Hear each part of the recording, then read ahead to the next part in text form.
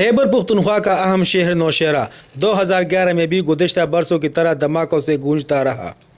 دہشت گردوں نے اس شہر کے مکینوں، پولیس اہلکاروں اور سیکورٹی فورسز پر درجنوں حملے کیے۔ متعدد تعلیمی ادارے بھی دھماکہ خیز مواد سے اڑائے گئے، جس پر شہری افسوس کا اظہار کرتے نظر آئے۔ 2011 ملک کی دیگر علاقوں کی طرح ضلع نوشہرہ کے عوام پر بھی کافی تلخ رہا، کیونکہ اس میں دہشت گردی کے بھی کئی واقعات ہوئے، جس میں بہت سے پولیس کے جوان اور عوام شہید ہوئے۔ شہریوں کا کہنا ہے کہ نوشہرہ کبھی امن کا گہوارہ تھا، لیکن دہشت گردوں نے اس کا امن تباہ کر رکھ دیا۔ سیکورٹی فورسز کی کارروائیوں سے دہشت گردی کے واقعات کم تو ہوئے، لیکن اس کا جڑ سے خاتمہ نہیں ہوا۔ نصف درجن کے قریب خودکش دھماکوں میں متعدد افراد جاں بحق اور سینکڑوں زخمی ہو گئے، لیکن قربانیوں کے باوجود وہ پرعزم ہے۔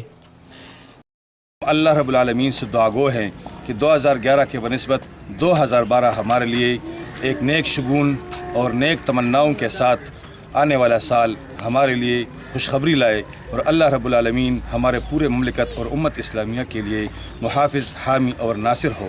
2011 اپنی مشکلات کے ساتھ ختم ہو گیا، اور اب شہریوں نے نئے سال سے اچھی امیدیں وابستہ کر لی ہے کہ اس سال دہشت گردی کا بھی خاتمہ ہو جائے گا اور انہیں درپیش بجلی، گیس اور دیگر بحرانوں سے بھی نجات مل جائے گی۔